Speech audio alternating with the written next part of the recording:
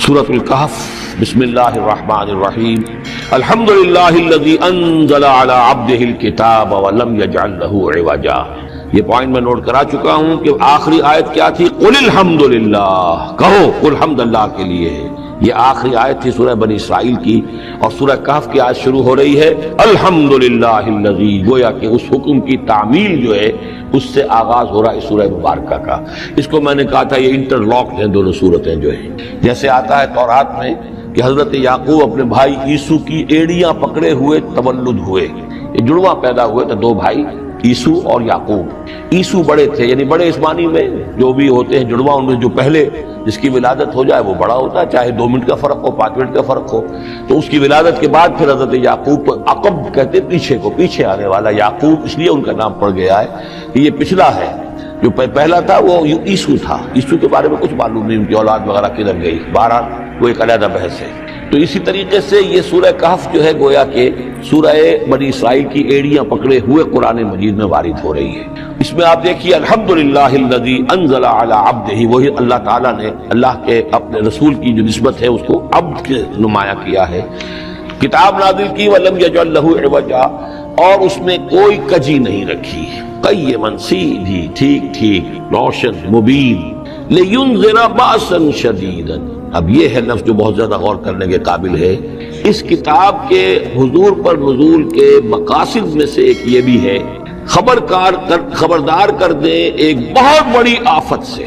ویسے باسن جب واحد آتا ہے تو عام طور پر اس کے معنی جنگ ہوتے ہیں، جب جمع میں آتا ہے تو سختی، مصیبت، بھوک، فاقہ، یہ سارے باسا۔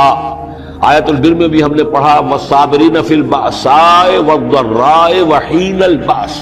باسا جب جمع میں آیا ہے تو فقر و فاقہ، تکلیف، مصیبت، اور حین الباس جنگ کے وقت۔ تو ان دونوں کو ذہن میں رکھیے، بہت بڑی آفت، بہت بڑی آفت، بہت بڑی آفت ایک تو ہے دجالی فتنے کی، دجال المسیح الدجال جو آنے والا ہے، جس کے بارے میں حدیث میں آتا ہے کہ کوئی نبی اور رسول ایسا نہیں گزرا جس نے اپنی قوم کو دجال کے فتنے سے آگاہ نہ کیا، اور پوری انسانی تاریخ میں دجال کے فتنے سے بڑا کوئی فتنہ نہیں، اور وہ ہر بندہ مومن کے امتحان کے لیے کڑا ترین جو ہے مرحلہ آ جائے گا، سخت ترین امتحان اس کا لیا جائے گا۔ تو یہ جو سختی ہے اس کی خبر دیتے ہوئے یہ سورہ مبارکہ نازل ہو رہی ہے، اور خاص طور پر اسے باسن اگر جنگ کے معنی میں لیں تو الملحمۃ العظمیٰ، کتاب الملاحم، جو کہ آپ دیکھیں گے احادیث کی کتابوں میں پورا باب ہے کتاب الملاحم، اور اس کا تعلق بھی دجال کے ساتھ ہے، کیونکہ پھر دجال ہی کو قتل کریں گے حضرت مسیح علیہ السلام نازل ہو کر۔ تو یہ سارا مسئلہ جو ہے اس کی خبر دینے کے لیے قیما لینذر باسا شدیدا من لدنہ، گویا کہ یہ جو احادیث کی کتابوں میں آپ کو حدیث کے ابواب ملتے ہیں، چاہے وہ کتاب الفتن ہو اور چاہے وہ کتاب جو ہے آثار قیامہ ہے، اس طرح کے جتنے بھی ہیں، اور کتاب الملاحم ہے، یہ گویا کہ اس کی شرح ہے لینذر باسا شدیدا من لدنہ، اور یہ ہوگا بھی خاص اللہ کی طرف سے، یہ آزمائش بھی، یہ دجال کا فتنہ بھی، یہ بہت بڑی جنگ بھی، جس کو آرمگڈون کہتے ہیں، کرسچین جو ٹریڈیشن ہے اس میں اس کے لیے لفظ ہے آرمگڈون، ایک بہت بڑی جنگ ہوگی۔ ڈکشنری میں بھی آپ دیکھیں گے کہ خیر اور شر کی قوتوں کے درمیان اس دنیا کے خاتمے سے پہلے ایک بہت بڑی جنگ ہو رہی ہے جس کا نام آرمگڈون ہے۔ لینذر باسا شدیدا من لدنہ ویبشر المؤمنین الذین یعملون الصالحات، اور تاکہ بشارت دے وہ ان اہل ایمان کو جو نیک عمل کرتے ہوں، ان لہم اجرا حسنا، کہ ان کے لیے ہوگا بہت اچھا بدلہ، ماکثین فیہ ابدا، اور وہ اس میں رہیں گے ہمیشہ ہمیشہ۔ یہ جو دجالی فتنہ ہے اس کے ساتھ ایک خاص مناسبت ہے سورہ مبارکہ کی۔ احادیث میں آتا ہے کہ دجالی فتنے کے اثرات سے بچنے کے لیے اس سورہ مبارکہ سے ذہنی اور قلبی رشتہ مفید ہے، اس کی تلاوت کرتے رہنا، خاص طور پر جمعے کے روز پوری سورہ کہف، ورنہ یہ کہ کم سے کم اس کی ابتدائی اور آخری آیات ان کی بڑی اہمیت ہے۔ دجالی فتنہ اصل میں کیا ہے سمجھ لیجئے کہ ایک تو ہے دجالی فتنہ بالعموم، دجل کہتے ہیں فریب کو، جیسے کہ کوئی نبی نہیں ہے وہ اس نے فریبی لبادہ اوڑھ لیا، نبوت کا دعویٰ کر رہا ہے، وہ دجال ہے۔ تو اس طرح کی تو حضور نے فرمایا ہے کہ 30 دجال پیدا ہوں گے، انہی میں سے ایک ہمارے زمانے کے اندر جو ہے یہ غلام احمد قادیانی بھی تھا، وہ دجال تھا جس نے کہ اعلان کیا کہ میں نبی ہوں جبکہ وہ نبی نہیں تھا۔ تو فریبی بنا ہوا جس نے کہ ملمہ اپنے اوپر چڑھایا ہوا ہے۔ اسی طریقے سے دجالی فتنہ یہ جو ہے اس پوری دنیا میں اس وقت جو فتنہ ہے وہ یہ ہے کہ مادہ پرستی کا اتنا غلبہ ہو چکا ہے ذہنوں کے اوپر، افکار کے اوپر، لوگوں کے نظریات کے اوپر، لوگوں کے اخلاق کے اوپر، لوگوں کے اقدار جو ہیں، ویلیوز جو ہے اس کے اوپر، کہ وہ آخرت کو بالکل بھول گئے، اللہ کو بھول گئے، اسباب کے اندر گم ہے، مسبب الاسباب سے ظہور ہو گیا، دنیا ہی دنیا ہے، آخرت کو بھولے ہوئے ہیں، مادہ ہی مادہ ہے، روح سے کوئی سروکار ہی نہیں۔ یہ ہے بالعموم جس کا نام دجالی فتنہ ہے کہ حقیقت کے اوپر پردہ پڑا ہوا ہے، آخرت پر دنیا کا پردہ پڑا ہوا ہے۔ یہ دنیا جو ہے در حقیقت کیا ہے؟ وَمَا الْحَيَاةُ الدُّنْيَا إِلَّا مَتَاعُ الْغُرُورِ، یہ دھوکے کا سامان ہے، اصل زندگی کو اس نے ڈھانپا ہوا ہے۔ ہم نے یہ سمجھ لیا کہ زندگی یہی ہے، اسی کے لیے بھاگ دوڑ محنت صبح و شام، اسی کے مستقبل کی فکر ہے، لیکن اصل زندگی اس کی کوئی فکر ہی نہیں ہے۔ باقی ایک دجال جو ہے جو آئے گا وہ معاملہ احادیث کے اندر بھی بڑی طوالت کے ساتھ ہے، اور اس میں کافی پیچیدگیاں بھی ہیں، بعض چیزیں جو ہیں ایک دوسرے سے کچھ مختلف بھی ہیں، اس میں پھر اہل علم کو بہرحال مطابقت پیدا کرنی پڑتی ہے۔ میں نے جہاں تک اپنی کوشش کی ایک رائے تک میں پہنچا ہوں، لیکن ابھی میں اسے بیان نہیں کر رہا ہوں۔ بہرحال دجالی فتنے کی خبریں موجود ہیں بہت شدت کے ساتھ، اور اس صورت کا پڑھنا جو ہے اس میں بہت مفید ہے۔ اس صورت کے مضامین کا دجالی فتنہ بالعموم سے کیا تعلق ہے وہ تو اس ہم دورہ ترجمہ دوران کے اس کے دوران بھی آپ کو معلوم ہو جائے گا، لیکن اس کے جو خاص بڑے مباحث ہیں، خاص طور پر یہ کہ ایک ہمارے بہت بڑے عالم گزرے ہندوستان میں اس صدی کے آغاز میں، مولانا مناظر حسن گیلانی، انہوں نے اس میں باقاعدہ کتاب لکھی ہے، آپ کو مل جائے گی بازار میں بھی، اصحاب کہف کے جو کا معاملہ سورہ کہف کے مباحث ہیں ان کے۔ میں نے اس کو اپنی ایک تقریر کے اندر کسی خطاب جمعہ میں سورہ کہف کے مضامین کا خلاصہ بیان کیا تھا، جس کا عنوان ہے دنیا کی حقیقت۔ ظاہر بات ہے تفاصیل زیادہ جو ہے وہ میرے لیے ممکن نہیں ہے کہ اس دورہ ترجمہ کے دوران بیان کر سکوں۔ وَيُنذِرَ الَّذِينَ قَالُوا اتَّخَذَ اللَّهُ وَلَدًا، اور خبردار کر دے ان لوگوں کو جنہوں نے کہا کہ اللہ نے بیٹا بنایا۔ یہ ساری دجالیت جو ہے اس کی جڑ کیا ہے؟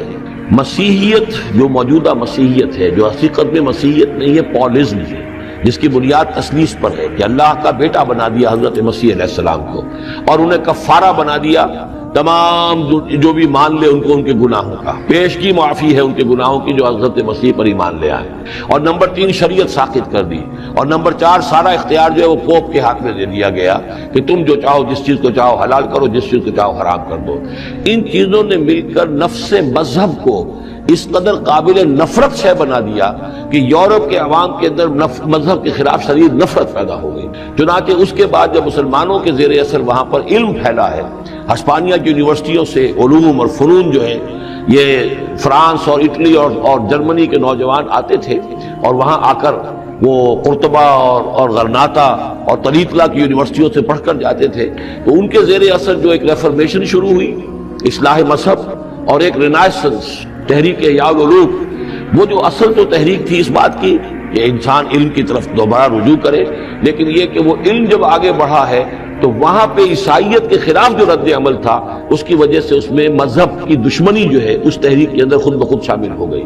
تو مذہب سے بیزاری، روحانیت کا انکار، آخرت سے بالکل بے پرواہی اور اس کا بھی انکار، اور خدا ہے یا نہیں ہے اس سے کوئی سروکار نہیں، یہ جو اس تہذیب کے اصل میں اثرات بنے ہیں سارے، یہ اسی غلطیوں کا یہ اثرات ہیں، نتائج ہیں کہ جو عیسائی مذہب کے اندر جو یہ تحریفات کر کے جو غلطیاں کی گئی ہیں، اس کو یہاں کہا گیا ہے کہ ان لوگوں نے کہ جنہوں نے یہ عقیدہ ایجاد کیا، ما لہم بہ من علم، ان کے پاس اس کے لیے کوئی علمی سند نہیں ہے، ولا لآبائہم، نہ ان کے آباء و اجداد کے پاس کوئی سند تھی، کبرت کلمۃ تخرج من افواہہم، بہت بڑی بات ہے جو ان کے منہ سے نکل رہی ہے، بہت بڑی گستاخی ہے جو یہ اللہ تعالیٰ کی شان میں کر رہے ہیں، ان یقولون الا کذبا، یہ نہیں کہہ رہے مگر جھوٹ، سراسر سیدھا سفید جھوٹ بول رہے ہیں۔ فلعلک باخع نفسک علی آثارہم، تو اے نبی شاید کہ آپ اپنے آپ کو ہلاک کر لیں گے ان کے جو اثرات پڑنے والے ہیں، عیسائیت کے اس غلط عقیدے کے جو نتائج برآمد ہوئے ہیں، جب یہ نتائج ظاہر ہوں گے تو وہ اتنے سنگین ہوں گے، فلعلک باخع نفسک، کہ ان کے احساس سے اور ان کے ادراک سے شاید کہ آپ اپنے صدمے سے اپنے آپ کو ہلاک کر لیں۔ ان لم یؤمنوا بہذا الحدیث اسفا، اگر یہ لوگ اس حدیث پر، اس قرآن پر، یہ بات جو بتائی جا رہی اس پر ایمان نہ لائے، اس پر ایمان نہ لائے اپنے اس غلط عقیدے پر قائم رہے، اس غلط مذہب کو انہوں نے برقرار رکھا، تو اس کا جو رد عمل ہوگا نوع انسانی پر، اور اس سے تاریخ انسانی اور انسانی ثقافت جس غلط رخ پر پڑے گی، جو دجالیت کا فتنہ اس سے جنم لے گا، ان تمام چیزوں کے اثرات سے شاید آپ کو اتنا صدمہ ہو کہ فَلَعَلَّكَ بَاخِعٌ نَفْسَكَ عَلَىٰ آثَارِهِمْ إِن لَّمْ يُؤْمِنُوا بِهَٰذَا الْحَدِيثِ أَسَفًا إِنَّا جَعَلْنَا مَا عَلَى الْأَرْضِ زِينَةً لَّهَا، ہم نے زمین کے اوپر جو کچھ ہے اسے اس کا گہنا بنا دیا ہے، بناؤ سنگھار بنا دیا ہے، زینت بنا دیا ہے۔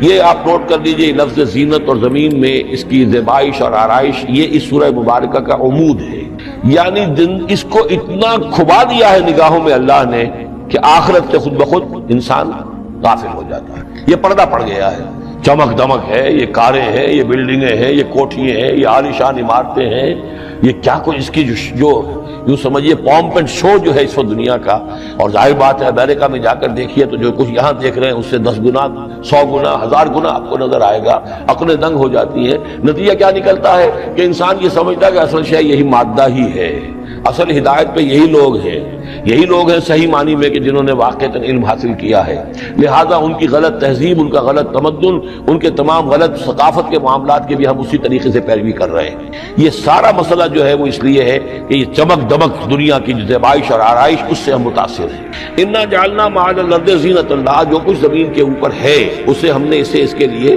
بناؤ سنگھار بنا دیا، لنبلوہم، تاکہ ہم آزمائیں ان کو، ایہم احسن عملا، کون ہے ان میں سے اچھے عمل کرنے والا۔ یعنی اب یوں دیکھیے وہ شعر جو ایک ہے، اگرچہ ذرا تھوڑا سا شان باری تعالیٰ کے اعتبار سے تو شاید اتنا مناسب نہ ہو، لیکن یہ کہ مفہوم کو ادا کرتا ہے کہ رخ روشن کے آگے شمع رکھ کر وہ یہ کہتے ہیں ادھر آتا ہے دیکھے یا ادھر پروانہ جاتا ہے۔ ایک طرف ذات باری تعالیٰ ہے اور ایک طرف یہ دنیا ہے، اس کی چمک دمک ہے۔ اب یہ پروانہ جو ہے یہ انسان، اس کا امتحان ہے، آیا یہ اللہ اور آخرت کی طرف جا رہا ہے یا دنیا کی طرف اور دنیا کی زیبائش اور آرائش کی طرف جا رہا ہے۔ جو زیبائش اور آرائش کی طرف چلا گیا وہ گیا، وہ تباہ و برباد ہو گیا، فقط خسر خسرانا مبین۔ اور جس نے اس دنیا کی زیبائش اور آرائش اس سے منہ موڑ کر وہ جو حقیقت ہے، جو اصل حسن ازلی ہے اللہ تعالیٰ کا، اور اس کا جو جلال اور کمال ہے، اور جو آخرت کی نعمتیں ہیں ان کو اختیار کر لیا، وہ کامیاب ہو۔ تو امتحان اتنا ہی ہے کہ رخ روشن کے آگے شمع رکھ کر وہ یہ کہتے ہیں ادھر جاتا ہے دیکھیں یا ادھر پروانہ آتا ہے۔ وَإِنَّا لَجَاعِلُونَ مَا عَلَيْهَا صَعِيدًا جُرُزًا، اور یہ کہ جو کچھ بھی اس پر ہے ہم ایک وقت آئے گا کہ اس کو بنا کر رکھ دیں گے جیسے کہ میدان جس میں سے کہ فصل کاٹ لی گئی ہو۔ جب قیامت ہوگی کیا ہوگا یہاں پر، اسی زمین کو نہ یہاں پہ کوئی وہ پہاڑ رہ جائیں گے کوٹ کوٹ کر چپٹی کر دی جائے گی، نہ یہ آپ کے پاس جو ہے وہ اسکائی اسکریپرز رہ جائیں گے، نہ یہ اعلیٰ شان عمارتیں ہوں گی، کچھ نہیں ہوگا۔ یہ سب برابر ہوگا جیسے کہ کسی کھیت کے اندر فصل کاٹ دی جاتی ہے تو اب وہ پڑا ہوتا ہے ویران۔ وَإِنَّا لَجَاعِلُونَ مَا عَلَيْهَا صَعِيدًا جُرُزًا، ہم اسے کر کے چھوڑیں گے ایسا کھیت کہ جہاں پر چورا پڑا ہوا ہو، صرف بچا کھچا جو ہے وہ اس کا توڑی کا، اور کچھ نہ ہو۔ ام حسبت ان اصحاب الکہف والرقیم کانوا من آیاتنا عجبا، اب یہاں سے اصحاب کہف کی بات شروع ہو رہی ہے، کیونکہ پوچھوایا تھا یہودیوں نے اصحاب کہف کون تھے۔ کیا تم سمجھتے ہو کہ اصحاب الکہف والرقیم، رقیم جو ہے ان کی تختی تھی ایک جس کے اوپر ان کے حالات لکھ کر، جو ان کے ایک جو کہف تھی ان کی غار جو تھی اس کے اوپر لگا دی گئی تھی، تو انہیں اصحاب الکہف بھی کہتے ہیں، اصحاب الرقیم بھی کہتے ہیں، یہ دونوں انہی ایک ہی گروہ کے نام ہیں۔ کیا وہ تمہارے خیال میں ہماری بڑی عجیب آیات میں سے تھا؟ یعنی واقعتاً بات تو غیر معمولی تھی، لیکن حقیقت میں ہمارے ہاں تو ہماری تخلیق میں، ہماری صنائی میں اس سے ہزاروں گنا زیادہ عجیب باتیں ہوتی ہیں۔ ہمارے لیے تو وہ کچھ ہے ہی نہیں کسی بھی درجے میں، تم سمجھتے ہو کہ شاید وہ بہت بڑی بات ہے۔ یہ سابق کہف کا جو قصہ ہے، اب میں سمجھتا ہوں کہ پورے وثوق کے ساتھ ہم کہہ سکتے ہیں کہ یہ قصہ کیا تھا۔ دیکھیے جب حضرت مسیح علیہ السلام آئے ہیں تو یہ پورا علاقہ جو ہے فلسطین کا اور یہاں پہ جو آپ نے تبلیغ کی ہے، تو یہ اس وقت رومن امپائر کا ایک حصہ تھا۔ اگرچہ مقامی طور پر ایک لوکل بادشاہ جو تھا یہودی وہاں پر حکومت کر رہا تھا، لیکن وہ پپٹ تھا، اصل میں تو حکومت جو تھی رومیوں کی، جو رومی تھے بت پرست۔ اور اس کے بعد چونکہ انہوں نے بغاوت کی، حضرت مسیح تو اٹھا لیے گئے سن 30 عیسوی کے آس پاس یا 33 عیسوی کے آس پاس، لیکن اس کے بعد جو ہے ان یہودیوں نے بغاوت کی رومیوں کے خلاف، جس کے نتیجے میں سن 70 عیسوی میں ٹائٹس رومی نے تو ان کی حکومت بھی ختم کی اور بیت المقدس کو برباد کیا، یروشلم کو تباہ کیا، 1,33,000 یہودیوں کو قتل کیا اور ان کو بھیج دیا، نکال دیا وہاں سے باہر۔ اس وقت کا معاملہ یہ ہے کہ اب کوئی اکے دکے جو بھی رہ جاتے تھے یہاں پر، کوئی یہودی یا عیسائی، یہودیوں کو تو نکال دیا، عیسائی رہ گئے، لیکن عیسائیوں پر بھی بہت ظلم ہوتا تھا۔ یہ موحد تھے، حضرت عیسیٰ کے ماننے والے، وہ بت پرست تھے۔ تو اس زمانے میں کہیں بادشاہ کوئی تھا ڈیسیس یا دقیانوس جس کو کہتے ہیں، اس کے زمانے میں کچھ جو عیسائی تھے حضرت عیسیٰ پر ایمان رکھنے، آج کے عیسائیوں پر قیاس نہ کیجیے، جو نصارہ تھے حضرت عیسیٰ کو ماننے والے جو موحدین تھے، ان میں سے کچھ نوجوانوں کی پیشی ہوئی بادشاہ کے دربار میں۔ انہوں نے کہا کہ تم اپنے نئے دین سے اگر باز نہیں آؤ گے، اتنے دن کی مہلت تمہیں دی جا رہی ہے تو تمہیں سولی چڑھا دیا جائے گا، بس مہلت دی جا رہی ہے، جاؤ غور کر لو، سوچو۔ ان لوگوں نے آ کر سوچا کہ اب نہ تو ہمارے لیے یہ ممکن ہے کہ ہم مقابلہ کر سکیں، چلو کسی غار میں چھپ جاتے ہیں، دیکھیں اللہ تعالیٰ کیا کرتا ہے ہمارے لیے۔ وہ ایک غار میں جا کر چھپ گئے، اور غار میں جا کر چھپے ہیں تو اللہ نے انہیں وہاں پر سلا دیا، موت طاری نہیں کہ سلا دیا۔ اللہ کروٹ بھی بدلواتا رہا، ان کے لیے سارا کچھ بندوبست کیا، اللہ کی قدرت میں تھا۔ حضرت عزیر کو 100 برس کے لیے مار دیا تھا، موت کے بعد ان کو دوبارہ زندہ کر دیا۔ لیکن یہ کہ ان کا معاملہ یہ ہے کہ ان کو وہاں پر جو ہے تقریباً 300 برس یہ وہاں پر پڑے رہے اس غار کے اندر۔ غار کی شکل کچھ خاص ایسی تھی کہ ادھر آنا جانا لوگوں کا تھا ہی نہیں، اور یہ ہے جو موجودہ ترکی کے علاقے میں شہر ایفسس ہے، اس کے آس پاس ہیں اس طرح کے غار، جیسے ایجنٹا کے غار ہندوستان کے مشہور ہیں، ایسے ہی وہاں بھی غاروں کا سلسلہ ہے، اور ہیں بھی وہ ایسے کہ ان کے دہانے جو ہیں وہ ہے شمال کی جانب، تو دھوپ ان میں براہ راست نہیں جاتی، صرف یہ کہ ریفلیکٹڈ لائٹ تو آتی ہے، لیکن یہ کہ براہ راست دھوپ نہیں جاتی، تو ایک طرح کا اندھیرا سا اس کے اندر، ٹوائی لائٹ جسے آپ کہہ لیں، وہ رہتا ہے سارا دن۔ وہاں پر یہ 300 برس تک سوتے رہے۔ اس 300 برس کے عرصے میں یہ ہوا کہ رومن امپائر جو ہے اس نے خود عیسائیت اختیار کر لی۔ 300 عیسوی کے اندر کانسٹنٹائن جو تھا ایمپرر، وہ عیسائی ہو گیا، اب پوری امپائر جو عیسائی ہو گئی۔ اب اس کے زمانے میں اس کے بعد تھیوڈوسیس ہے ایک، 446 عیسوی میں یہ تھا، اس کے زمانے میں اللہ تعالیٰ نے ان لوگوں کو جگایا 300 برس کے بعد۔ اب یہ سمجھ رہے ہیں کہ وہی زمانہ ہے، وہی کفار کی حکومت ہے، وہی مشرکین ہے۔ اب انہوں نے ڈرتے ڈرتے اپنے کسی ایک آدمی سے کہا بھائی جاؤ یہ لے کے سکہ لے کر جاؤ، چاندی کا، کچھ نہ کچھ کھانے پینے کے لیے لے کر آؤ، دیکھنا لیکن اس طرح ہو کہ ہمارا پتہ نہ چل جائے کہ ہم یہاں چھپے ہوئے ہیں۔ وہاں جو گئے انہوں نے وہ سکہ جو پیش کیا، اور کہا یہ سکہ تمہارے پاس کہاں سے آیا؟ یہ تو بہت پرانا سکہ ہے، تو 400 سال پرانا، 300 سال پرانا سکہ کہاں سے لے آئے تمہیں کوئی خزانہ ملا؟ بہرحال اس حوالے سے اب وہ جو ہے وہ پکڑے گئے، ان کی حالت جو ہے وہ جو بات سامنے آ گئی۔ لیکن جب بات سامنے آ گئی تو اب ان کا بہت وہ عزت کی گئی، اس لیے کہ اب تو جو ان کا مذہب تھا در حقیقت پوری مملکت کا مذہب وہی ہو چکا تھا، تو صورتحال تو تبدیل ہو چکی ہے۔ پھر یہ کہ اس کے بعد تفصیل معلوم نہیں ہے کہ غالباً وہ جا کر اپنی اسی غار میں وہ سو گئے ہیں، یا دوبارہ اللہ نے ان پر وہیں پر بہت تاریخ کر دی ہے، اس کا دروازہ بند کر کے اور اس پر ایک تختی لگا دی گئی ہے۔ یہ اصحاب کہف ہے۔ گبن کی جو ہے decline and fall of Roman empire, اس میں بھی یہ 7 سلیپرز، 7 سونے والے، ان کی کہانی موجود ہے۔ یہ چیز جو ہے گویا کہ رومن لٹریچر کے اندر موجود تھی، اس کا جو ذکر موجود تھا، اور قرآن مجید میں یہ امتحاناً سوال کیا گیا حضور سے، تو اس کا جواب دیا گیا۔ تو یہ 300 برس تک کچھ لوگوں کو سلا دینا، یہ اللہ تعالیٰ کے نزدیک تو کوئی بڑی بات نہیں ہے، تمہارے نزدیک ام حسبت ان اصحاب الکہف والرقیم کانوا من آیاتنا عجبا اذ ابى الفتية الى الکہف، جبکہ وہ نوجوان آئے اپنے اس غار میں، فقالوا، اور انہوں نے کہا ربنا آتنا من لدنک رحمتا، پروردگار اب خاص اپنے خزانہ فضل سے ہمارے لیے رحمت کا بندوبست فرما، وہیئ لنا من امرنا رشدا، اور ہمارے لیے ہمارے معاملے کے اندر جو ہے وہ کوئی عافیت کا بندوبست فرما، فضربنا علی آذانہم، تو ہم نے تھپکی دے دی ان کے کانوں پر، فی الکہف سنین عددا، اسی وہ غار کے اندر جو ہے وہ سوتے رہے کئی سال۔ ابھی یہاں اس بات کو نہیں چھیڑا کتنے سال، سنین عددا، متعدد سال وہ سوتے رہے۔ ثم بعثناہم، پھر ہم نے انہیں اٹھایا، لنعلم ای الحزبین احصیٰ لما لبثوا امدا، تاکہ ہم دیکھیں کہ 2 گروہوں میں سے کس کو صحیح معلوم ہے کہ کتنے عرصے وہ وہاں رہے تھے۔ اس کا ذکر آگے آ جائے گا 2 گروہوں سے مراد کیا ہے۔ اور تیسری اہم ترین آیات کیا ہے؟ آیات قرآنیہ۔ ان تینوں میں گہرا ربط ہے، آیات آفاقی، آیات انفسی، آیات قرآنی۔ ان میں تدبر کے ذریعے، غور و فکر کے ذریعے انسان ایمان حاصل کرے، یہ ٹاپ کا ایمان ہے، یہ انٹلیکچوئلز کا ایمان ہے، یہ صدیقین کا ایمان ہے۔ نمبر 2، ایک ایمان ہے عوام کے لیے، اس کے 2 راستے ہیں۔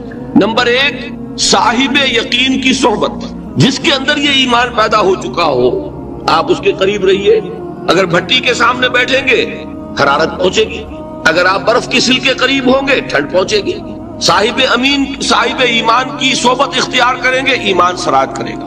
یہ ہے عوام کے لیے صحبت، کونوا مع الصادقین، ان کی صحبت اختیار کریں۔ تیسرا ذریعہ ہے جو ہمارے لیے خاص طور پر جو مسلمان پیدا ہوئے، اب ایک بچہ ہے 7 سال کا، آپ نے نماز پڑھنے کی عادت ڈال دی، پڑھ رہا، اگرچہ غیر شعوری عمر سے شروع کر دیا، اس نے روزہ رکھتا ہے، 9 برس کا ہو گیا روزہ رکھنا شروع کیا۔ یہ اعمال جو ہیں ان سے بھی ایک یقین پیدا ہوتا ہے، جیسے یقین سے عمل پیدا ہوتا ہے ایسے ہی عمل سے بھی یقین پیدا ہوتا ہے۔ جب مداومت کرتے رہیں گے اس پر تو اس سے بھی ایک یقین کی کیفیت انسان میں پیدا ہو جاتی ہے۔ سورہ حجرات میں جو بحث آئی ہے اس کے آخر میں یہی ہے کہ اے نبی یہ بدو جو دعوے دار ہے ایمان کے، یہ آپ پر احسان دھر رہے ہیں، یمنون علیک ان اسلموا قل لا تمنوا علی اسلامکم بل اللہ یمن علیکم ان ہداکم للایمان ان کنتم صادقین۔ یہ آپ پر احسان دھر رہے ہیں کہ ایمان لے آیا، نبی ان سے کہیے مجھ پر اپنے ایمان کا کوئی احسان نہ دھرو، اپنے اسلام کا، بلکہ اللہ تم پر احسان دھرتا ہے کہ اس نے تمہیں ایمان کے راستے پر ڈال دیا ہے۔ جب اسلام پر آ گئے ہو تو عمل کرتے رہو گے، ان تطیعوا اللہ ورسولہ، اگر عمل کرتے رہو گے تو اس عمل کے ذریعے سے بھی تمہارے اندر ایمان پیدا ہو جائے گا۔ تو یہ 3 راستے ذہن میں رکھیے، جو عوام ہے غور و فکر، سوچ بچار، اس کی صلاحیت نہیں یا مواقع نہیں، ان کے لیے یہ 2 راستے ہیں، یقین بذریعہ عمل اور یقین بذریعہ صحبت۔ یہاں سے اٹھا رہے ہیں لوگوں کو، بار بار یہیں آ جاتے ہیں، آپ یادو یہاں پر لیکن نہ ان کو دقت ہوتی، یہاں پہ کوئی صاحب پہلے سے روک دیا کرے نا جو بعد میں گڑبڑ ہوتی ہے۔ تو ایک ایمان ہے انٹلیکچوئلز کا، صدیقین کا، جن کو قرآن کہتا ہے اولو الالباب الذین یعقلون ان فی خلق السماوات والارض واختلاف اللیل والنہار لآیات لأولی الالباب، ہوش مندوں کے لیے، عقل مندوں کے لیے، غور و فکر کرنے والوں کے لیے، اصحاب دانش و بینش کے لیے ہماری کائنات میں ہماری نشانیاں ہیں، غور کرو اور ہمیں پہچانو، خود اپنے اندر جھانکو اور ہمیں پہچانو، اور ہماری آیات جو ہیں ہمارے کلام کی، اس کی آیات جو ہیں ان میں وہ ایمان رچا بسا ہوا ہے، ان پر غور کرو، غوطہ زنی کرو، قرآن میں ہو غوطہ زن ہے مرد مسلمان۔ یہ ہے ٹاپ کا ایمان، یہ ہے اصل وہ ایمان کہ جو مطلوب ہے۔ اب باقی حضرات جو ہیں ان کے قریب رہیں گے ایمان حاصل کر لیں گے، اور جو اعمال اللہ نے بتائے ہیں ان پر عمل کرتے رہیں گے ایمان حاصل۔ اب دوسری بات کی طرف آئیے، نفاق سے کیسے بچا جائے، اس کے لیے بھی 3 عمل ہیں۔ پہلی چیز، اور 2 چیزیں تو وہ ہیں کہ جو سورہ منافقون ہی کے دوسرے رکوع میں بیان ہوگی۔ پریونشن کیسے ہوگی، بچو گے کیسے؟ دوام ذکر، اللہ کو یاد رکھو، یا ایھا الذین آمنوا لا تلہکم اموالکم ولا اولادکم عن ذکر اللہ ومن یفعل ذلک فاولئک هم الخاسرون۔ دل کو غفلت میں مت آنے دو، دل غافل ہوگا شیطان کا ڈیرا بن جائے گا۔ وہ دوام ذکر میں، البتہ یہ ذہن میں رکھیے کہ دوام ذکر کا ذریعہ کیا ہے، اس میں مغالتے ہیں لوگوں کو، جو سب سے بڑا ذکر ہے اس کو بھولے ہوئے ہیں، اور جو تیسرے چوتھے نمبر کا ذکر ہے اس کو سمجھ بیٹھے ہیں کہ بس یہی ذکر ہے۔ سب سے بڑا ذکر، مجسم ذکر قرآن ہے۔ الذکر انا نحن نزلنا الذکر وانا لہ لحافظون۔ وہ الذکر کون سا ہے؟ قرآن۔ اسی کو فرمایا، میں نے وہ آیت سنائی تھی کہ لوگ تنزیہ کہتے تھے، یا ایھا الذی نزل علیہ الذکر انک لمجنون، حضور سے مخاطب ہو کر کہتے ہیں فلاں جس کے اوپر کے اس کے خیال کے مطابق ذکر نازل ہوا ہے، ہم تو تمہیں پاگل سمجھتے ہیں۔ وہاں بھی لفظ کیا ہے؟ الذکر۔ تو معلوم کیا ہوا؟ انا انزلنا الیک الذکر لتبین للناس ما نزل الیہم، یہ الذکر ہے۔ تو اس سے بڑا ذکر کوئی نہیں۔ تلاوت قرآن، تدبر قرآن، غور و فکر قرآن کا، قرآن کو یاد کرنا۔ اس پر میرا کتاب چاہے مسلمانوں پر قرآن مجید کے حقوق، اب تو یہاں شاید کوئی کتاب موجود نہیں رہی ہے، اور اگر آپ کو ضرورت ہوتی ہے پاکستان سے منگا لیتے ہیں ہر شے، پڑھیے انشاءاللہ آ جائے گی چیز۔ نمبر 2 ذکر کیا ہے؟ اقیم الصلاۃ لذکری، نماز کو قائم کرو میری یاد کے لیے۔ یہ ذریعہ ذکر میں، وہ تو ہے ہی مجسم ذکر، اور یہ ذریعہ ذکر میں سب سے اہم ہے۔ یہ عملی ذکر بھی ہو رہا ہے اور قولی بھی ہو رہا ہے۔ سورہ فاتحہ پڑھی آپ نے، قرآن شریف کی کچھ آیات پڑھی، پھر رکوع کیا۔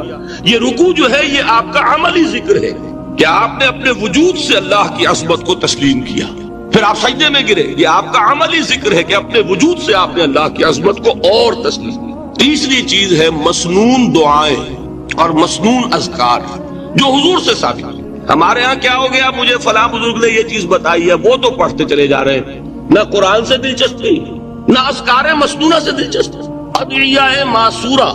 آپ غور کریں گے کہ زندگی کے ہر عمل کے لیے حضور کی دعا موجود ہے۔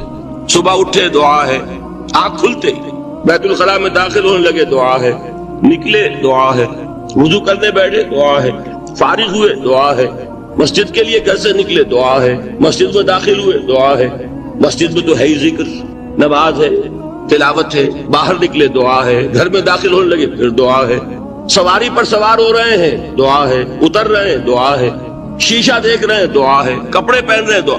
زندگی کا کوئی عمل نہیں یہاں تک کہ جو تعلق زن و شو ہے، جس کو کہ خالص حیوانی بات سمجھا جائے گا، اس کے لیے بھی دعا ہے۔ غفلت میں وہ کام بھی نہیں کرتا، سمجھ رہے ہیں آپ؟ اب آپ غور کیجئے، اس میں کوئی اضافی وقت نہیں لگا، کوئی اضافی پوسچر اختیار نہیں کیا، آپ نے یوں بیٹھو، اس طرح بیٹھو، یوں کرو، کوئی آپ کا وقت اضافی نہیں لگا، جو کام کر رہے ہیں اور آپ اللہ کو یاد کر رہے ہیں، اور وہ اللہ کی یاد اس کام کی مناسبت سے ہے۔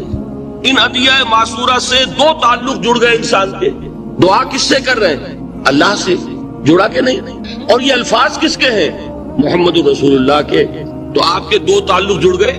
آپ اپنی جی سے گھڑ کر دعا مانگیں گے تو پہلا تعلق تو ہو جائے گا، دوسرا نہیں ہوگا۔ بہتر سے بہتر دعا مانگ لیں آپ، لیکن حضور سے جو معصور اور مسنون الفاظ جب آپ زبان سے نکالتے ہیں تو آپ کا تعلق اللہ سے بھی ہوا بذریعہ دعا، اور وہ الفاظ چونکہ حضور کے ہیں صلی اللہ علیہ وسلم تو حضور کے ساتھ ہوا۔ یہ تیسرا درجہ ہے۔ چوتھے درجے میں مانتا ہوں کہ ایک ہوتی ہے خاص کسی شخص کے امراض کی تشخیص کرنے کے بعد تجویز۔ کوئی اگر طبیب ہے، ماہر طبیب روحانی، وہ آپ کو دیکھے گا تو اندازہ لگائے گا کہ آپ میں کیا کمی ہے، اس کے مطابق آپ کو ذکر بتائے گا۔ بھئی فلاں آیت کا مراقبہ کیا کرو۔ کسی میں بزدلی ہوتی ہے، کسی میں مال کی محبت زیادہ ہوتی ہے، کسی میں توکل کی کمی ہے، کسی میں شہرت کی خواہش ہے، نمایاں ہونے کا جذبہ ہے، کسی میں تکبر ہے۔ سب کا ایک سا برس تو نہیں ہوتا نا۔ تو یہ در حقیقت اندھے کی لاٹھی سے نہیں چلنے والی بات، یہ تو ماہر کا کام ہے کہ وہ تجویز کرے کہ تمہارے لیے خاص طور پر ذکر ہے۔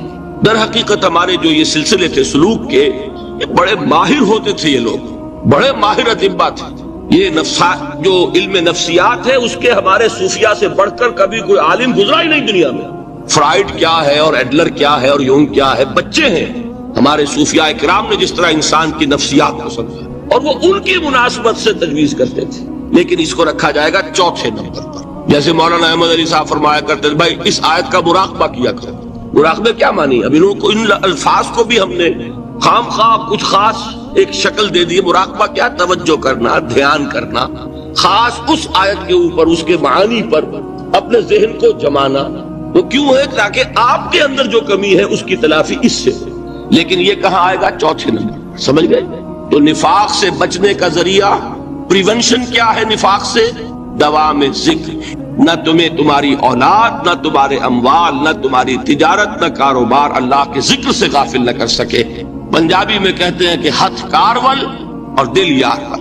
کام کر رہے ہیں آپ، لیکن یہ کہ دل اللہ کے ساتھ لگا ہوا ہے، زبان تر ہے اللہ کی یاد سے۔ جو قرآن یاد ہے، گاڑی میں آپ بیٹھے جا رہے ہیں، 2 گھنٹے آپ کو کار میں لگانے ہیں، قرآن شریف پڑھتے جائیے، اس سے بڑا ذکر ہی کوئی نہیں۔ یہ ہے پریونشن۔ اب اگر مرض ہو جائے تو کیا؟ اس کے لیے 2 چیزیں ضروری ہیں۔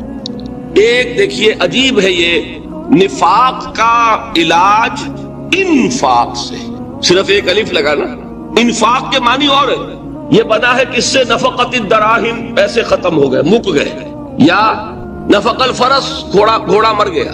تو مال کو کھپانا، لگانا اللہ کی راہ میں، اگر دل میں نفاق کی کوئی آلائش آئی ہے تو اس کا ازالہ ہوگا انفاق فی سبیل اللہ سے۔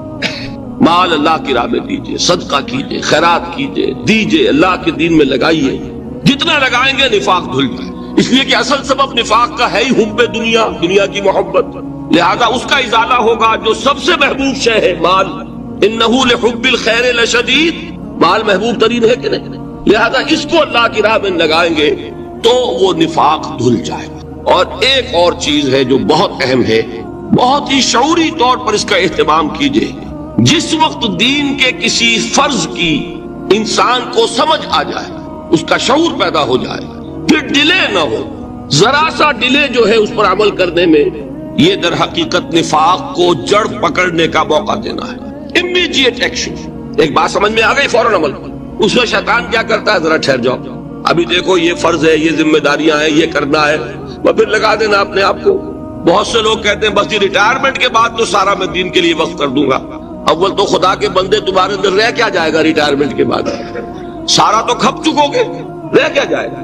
دوسرے یہ کہ یہ بھی جان لیجئے یہ کار دنیا کسے تمام نہ کر، ریٹائرمنٹ کے بعد کون فارغ ہو جاتا ہے؟ بیٹوں بیٹیوں سے فارغ ہوئے تو پوتے پوتیاں موجود ہیں، نواسے نواسیاں موجود ہیں، کبھی بھی وہ بوجھ ختم نہیں ہوتا زندگی کا۔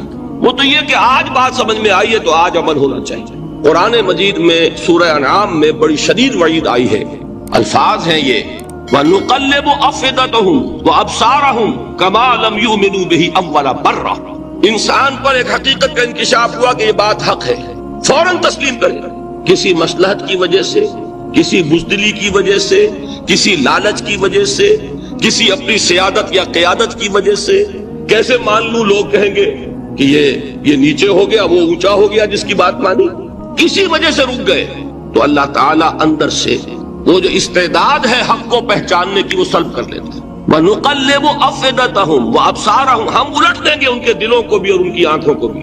کیوں؟ كَمَا لَمْ يُؤْمِنُوا بِهِ أَوَّلَ مَرَّةٍ، اس لیے کہ وہ پہلی مرتبہ جب انکشاف حق ہوا ہے وہ ایمان نہیں لایا۔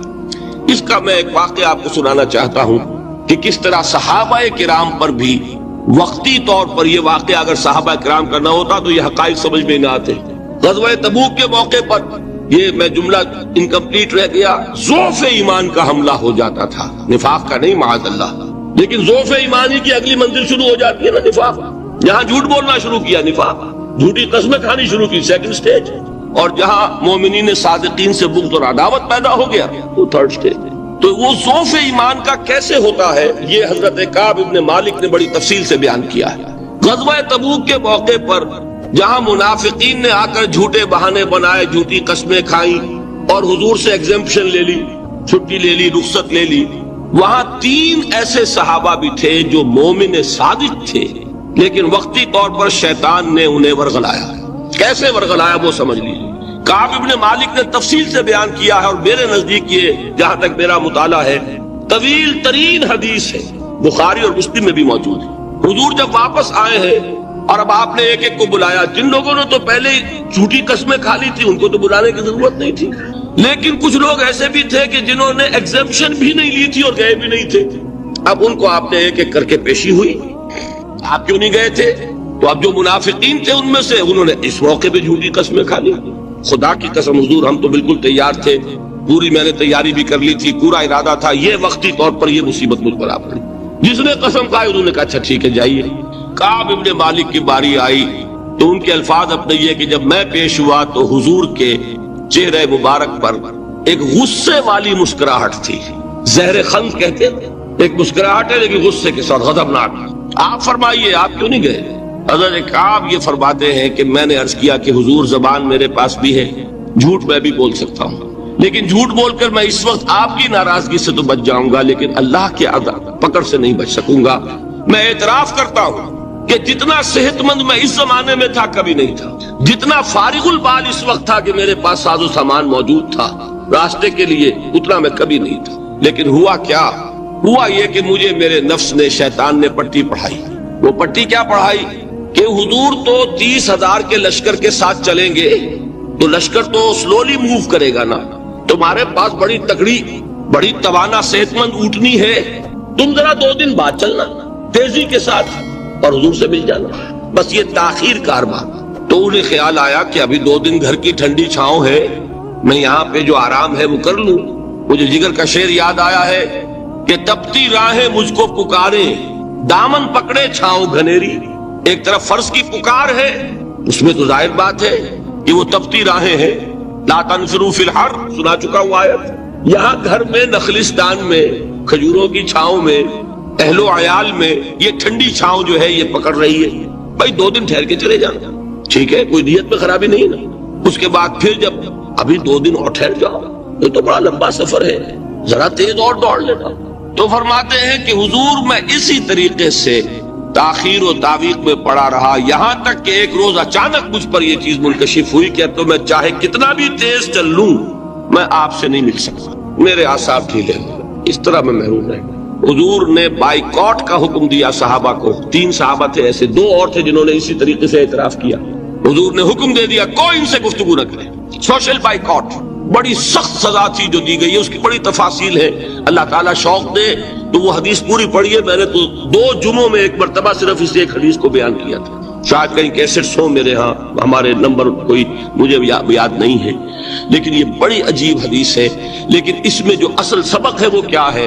اس طریقے سے شیطان لے تو لال، تاخیر، تعویق، ابھی کیا جلدی ہے، ذرا اس کام سے فارغ ہو لو، ذرا پھر تلافی کر لینا، ذرا زیادہ زور سے کام کر لینا، یہ وہ چیز ہے کہ جو وہ تو خیر صحابی تھے بچ گئے، اگر وہاں جھوٹی قسم بھی کھا دیتے تو گئے تھے۔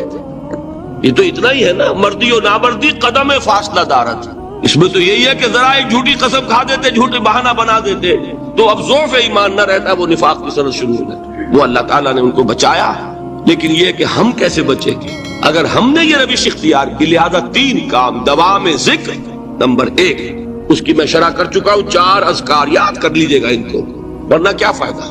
نمبر 2 انفاق فی سبیل اللہ، نفاق کا علاج انفاق۔ نمبر 3 یہ عادت اپنے اندر پیدا کیجئے شعوری طور پر کہ جب ایک حقیقت واضح ہو جائے فوراً اعتراف، کہ ہاں بھائی بات ٹھیک ہے یہاں، جب ایک فرض کا احساس ہو جائے فوراً اس کی ادائیگی کے لیے آغاز۔ تاخیر و تعویق ہے کہ جس سے پھر نفاق کو موقع ملے۔ اللہ تعالیٰ مجھے اور آپ کو حقیقی ایمان عطا فرمائے اور نفاق سے بچائے رکھے۔ اب آئیے حقیقت و اقسام شرک۔ دیکھیے ہر شخص یہ جانتا ہے کہ اسلام دین توحید ہے، ایک لفظ میں اگر کہیں گے تو اسلام کا سب سے بڑا وصف، سب سے بڑی علامت توحید ہے۔ وہ جو اقبال نے کہا کہ توحید کی امانت سینوں میں ہے ہمارے، آسان نہیں مٹانا نام و نشاں ہمارا، تو توحید ہے۔ توحید کی ضد ہے شرک، ٹھیک؟ اس سے میں ایک نتیجہ نکالتا ہوں، کوئی مسلمان جان بوجھ کر مشرک نہیں ہو سکتا، یہ میرا نتیجہ ہے، جان بوجھ کر مشرک نہیں ہو سکتا۔ وہ شرک میں مبتلا ہوگا تو ناسمجھی میں ہوگا، نادانی میں ہوگا، وہ اسے شرک نہیں سمجھے گا۔ یہ ممکن نہیں ہے کہ کوئی مسلمان ہو، گیا سے گیا مسلمان، گزرا سے گزرا مسلمان، گھٹیا سے گھٹیا مسلمان، لیکن وہ شرک کو شرک سمجھتے ہوئے اس میں آلودہ ہوتا کیا سمجھ میں نہیں آتا کہ شرک ہے۔ تو ضرورت بہت ہے کہ ہم یہ پہچانیں کہ یہ شرک ہے کیا۔ دوسری بات یہ جان لیجئے، ہمارے دین میں ناقابل عفو جرم کون سا ہے؟ 2 مرتبہ بیان فرمایا گیا سورہ نساء میں صرف، ان اللہ لا یغفر ان یشرک بہ ویغفر ما دون ذلک لمن یشاء۔ اللہ تعالیٰ اسے تو ہرگز نہیں بخشے گا کہ اس کے ساتھ شرک کیا جائے، ہاں اس سے کم تر جس کو چاہے گا معاف فرما دے گا۔ نوٹ کر لیجئے، اس کی بھی اندر بھی اوپن لائسنس نہیں ہے کہ بقیہ سارے گناہ لازماً معاف کر دے گا، یہ نہیں ہے۔ اس سے تو آپ میں جرت پیدا ہو جائے گی، باقی سب کیے جاؤ، یہ نہیں، جس کو چاہے گا بخش دے گا، لیکن امید ضرور دلا دی کہ شرک سے کم تر کوئی گناہ ہو تو اس کی بخشش کی بغیر توبہ کے اللہ تعالیٰ نے امید دلائی۔ توبہ سے تو شرک بھی معاف ہو جائے گا، اس سے مراد کیا ہے؟ بغیر توبہ کے۔ اللہ تعالیٰ نے فرمایا کہ اور گناہوں کے بارے میں تو امید کی جا سکتی ہے لیکن شرک کے بارے میں ہرگز نہیں۔ اہمیت واضح ہو گئی مزید۔ نمبر 3، اس شرک کی ہماگیریت کا عالم یہ ہے کہ سورہ یوسف کی آیہ مبارکہ ہے وَمَا يُؤْمِنُ أَكْثَرُهُمْ بِاللَّهِ إِلَّا وَهُمْ مُشْرِكُونَ۔ انسانوں کی اکثریت کا حال یہ ہے کہ وہ اللہ پر ایمان نہیں رکھتے مگر کسی نہ کسی قسم کے شرک کے ساتھ۔ یہ یونیورسلٹی ہے اس کی کہ اللہ کو بھی مان رہے ہیں لیکن کسی نوع کا شرک جو ہے وہ بھی لگا رکھا ہے۔ وَمَا يُؤْمِنُ أَكْثَرُهُمْ بِاللَّهِ، انسانوں کی اکثریت کا حال یہ ہے کہ وہ ایمان نہیں رکھتے اللہ پر، الا وہم مشرکون، مگر یہ کہ کوئی نہ کوئی شرک بھی کرتے ہیں۔ چوتھی بات یہ سمجھیے کہ شرک ہر دور میں بھیس بدل کر آتا ہے۔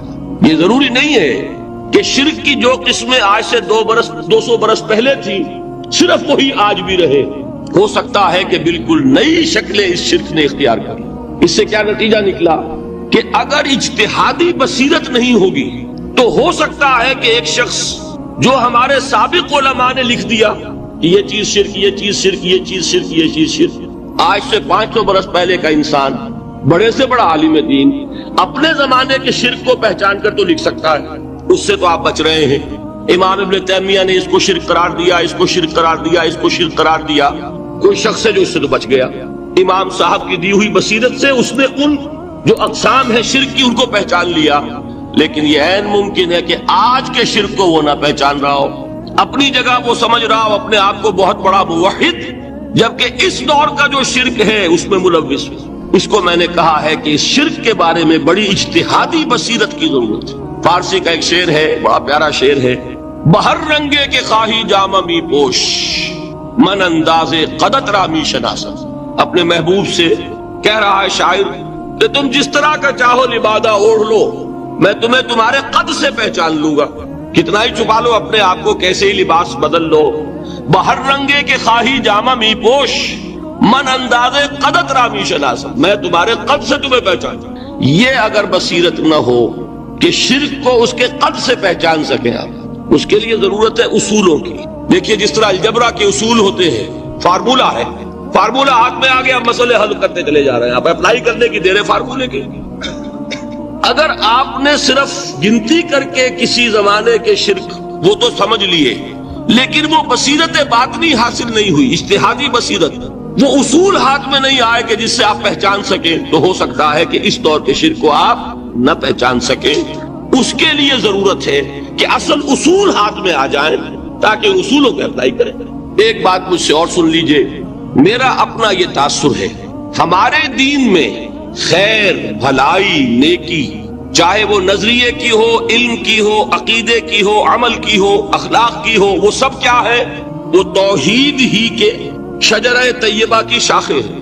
اور شر، برائی، گمراہی، خیالات کی ہو، نظریات کی ہو، علم کی ہو، عقیدے کی ہو، عمل کی ہو، اخلاق کی ہو، سب کے ڈانڈے شرک کے شجرہ خبیثہ سے ملتے ہیں۔ اس شجرہ خبیثہ کے برگوبار ہے جو بھی برائی ہے، عمل کی یا علم کی، اور اس شجرہ طیبہ کے برگوبار ہے جو بھی خوبی ہے، عمل کی یا عقیدے۔ یہ میرا تاثر ہے، اور جب تک اس انداز میں وہ آپ کو اندرونی رشتے ظاہر نہیں ہوں گے، آپ پر منکشف نہیں ہوں گے، وہ اجتہادی بصیرت جو ہے پیدا نہیں ہو سکے۔ اب آئیے ایک اور بات دیکھیے، شرک میں اور الحاد میں کیا فرق ہے، یہ بھی ہم نہیں سمجھتے۔ الحاد مادہ پرستی وہ کیا ہے؟ ایتھیزم، کسی بھی خدا کا انکار۔ ہمارے آج کے دور کی سب سے بڑی گمراہی یہ ہے۔ شرک کیا ہے؟ خداؤں کو ماننا، یہ کیا ہے؟ تھیزم ہے، لیکن پولی تھیزم ہے۔ توحید کیا ہے؟ مونو تھیزم ہے، ایک خدا کا ماننا۔ لیکن شرک کے اندر ایک اور حقیقت کو پہچان لیجئے، شرک میں ہمیشہ ٹاپ پر ایک خدا کو مانتے ہیں، باقی سارے خدا نیچے ہوتے ہیں، اوپر جا کر وہ توحید ہوگی ہمیشہ۔ کوئی مشرکانہ نظام ایسا نہیں ہے جو ٹاپ پر جا کر توحید نہ بنے۔ دیکھیے ہندو دیویاں، دیوتا بے شمار، لیکن مہادیو وہ بھی کیا دو ہیں؟ مہادیو وہ تو ایک ہے۔ انگریزی میں گاڈز، گاڈیسز، لیکن وہ چھوٹے جی سے لکھے جائیں گے، چھوٹے جی سے لکھے جانے والے gods and goddesses. Roman mythology ہو، گریک مائتھولوجی ہو، ان دیویوں دیوتاؤں کے نام ہی آپ نہیں یاد کر سکتے، لیکن گاڈ بڑے جی سے وہ ایک ہے کہ نہیں؟ ٹاپ پر جو ہے وہ ایک ہے، اس کو وہ بھی مانتے ہیں کہ اومنی پوٹنٹ، اومنیشنٹ، اومنی پریزنٹ، علی کل شیء قدیر، بکل شیء علیم، ہر جگہ موجود، وہ تو ایک ہی ہے، وہ تو کیپٹل جی سے لکھا جائے گا۔ باقی اس کے نیچے فوج ہے دیویوں کی، دیوتاؤں کی، خداؤں کی اور خدانیوں کی، وہ گاڈز اینڈ گاڈیسز ہیں۔ عرب میں کیا تھا؟ میں نے پہلے آپ کو وہ دو مثالیں دے دی ہیں، تیسری اور ایران کی لے لیجئے، خیر کا خدا اور شر کا خدا اور، ایک یزداں ایک اہرمن، ٹھیک، سنویت ہو گئی نا، دو خداؤں کو مانا، لیکن وہی ہے جو خدائے خدائے گاں، خداؤں کا خدا، اس کو ایک ہی مانتے ہیں۔ یہی معاملہ عرب میں تھا، اللہ وہ ایک ہی تھا ان کے ہاں۔ قرآن میں آتا ہے ان سے پوچھئے وَلَئِن سَأَلْتَهُم مَّنْ خَلَقَ السَّمَاوَاتِ وَالْأَرْضَ لَيَقُولُنَّ اللَّهُ، جب ان سے کہا جاتا ہے کہ کس نے پیدا کیا آسمان اور زمین کو، یہ فوراً کہیں گے اللہ۔ فَأَنَّىٰ يُؤْفَكُونَ، تو یہ ماننے کے بعد کدھر جا رہے ہیں؟ وہ کیا کہتے تھے کہ وہ بڑا اللہ تو ایک ہی ہے، لیکن چھوٹے آلہہ ہیں۔ آلہہ اور اللہ میں وہی فرق ہے جو کیپٹل جی کا گاڈ اور چھوٹے جی سے گاڈز اینڈ گاڈیسز۔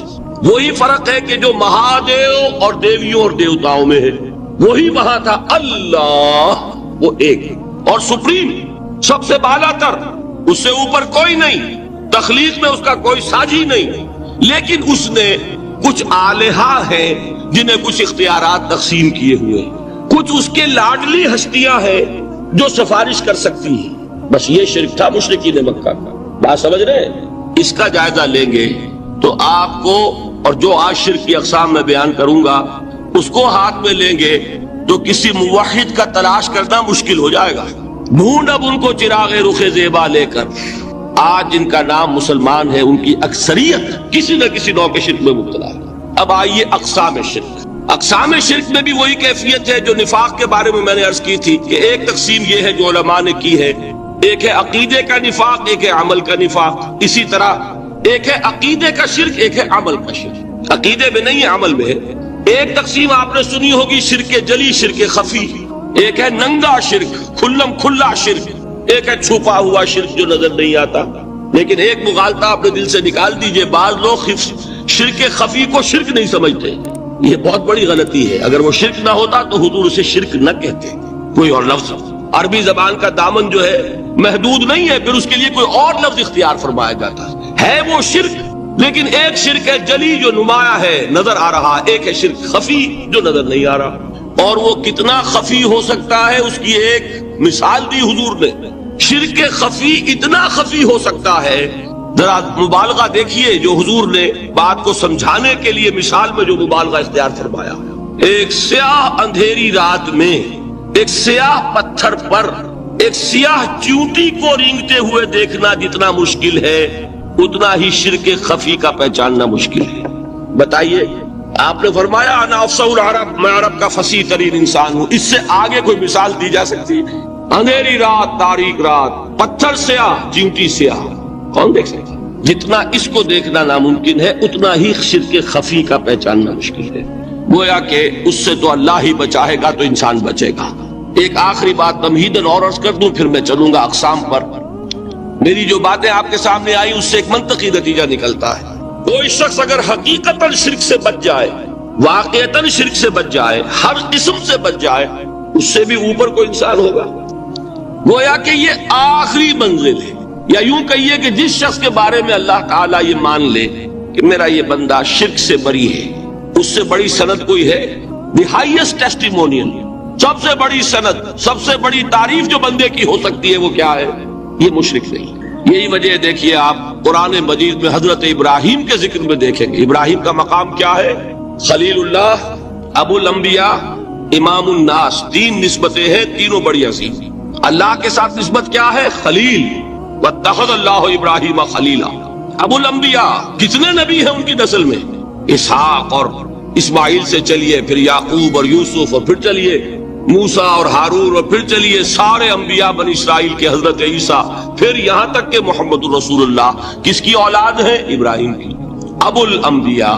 اور نمبر 3، انی جاعلک للناس اماما، امام الناس۔ اور قرآن میں جو سب سے بڑی سند انہیں دی جاتی ہے وہ کیا؟ وما کان من المشرکین، وہ ابراہیم مشرکین میں سے نہیں تھے۔ معلوم ہوا کہ یہ سب سے بڑی سند ہے، سب سے بڑا سرٹیفکیٹ ہے، سب سے بڑا ٹیسٹیمونیل ہے جو اللہ کی طرف سے کسی کو مل جائے۔ اگر آپ کو ہماری ویڈیو اچھی لگی ہو تو ہمارے چینل کو سبسکرائب ضرور کریں۔ ڈاکٹر اسرار احمد رحمت اللہ علیہ کی وفات کے لیے سورہ فاتحہ پڑھ کر کامنٹ میں آمین لکھیں۔ شکریہ۔